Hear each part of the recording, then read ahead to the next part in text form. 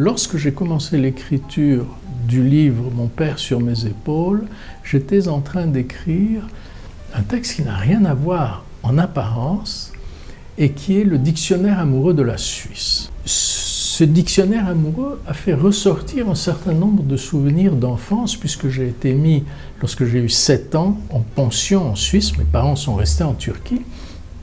Et c'est en fait ainsi que les choses ont démarré. Et je me suis dit qu'il était peut-être intéressant de revisiter ces souvenirs et d'essayer de comprendre. Au fond, on écrit toujours pour essayer de comprendre. En repensant à ces souvenirs l'année passée, ce qui m'a frappé, c'est que certains d'entre eux, tout à coup, avaient l'air de se métamorphoser. Je les voyais autrement.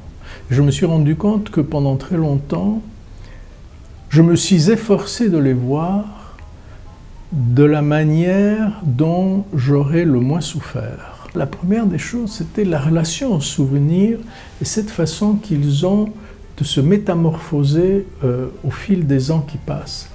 Et puis ensuite, évidemment, il y avait la question de mon rapport au père et aussi de la manière de laquelle j'ai osé ou je n'ai pas osé affronter ce rapport, à la fois quand il était vivant et après sa mort.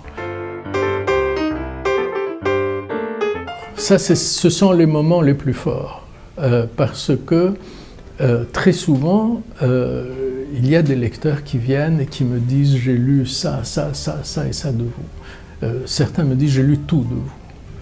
Et d'abord, c'est bouleversant. Et on se sent tout à coup face à une personne qu'on n'a jamais vue, dans un rapport d'intimité, de nouveau, extraordinaire.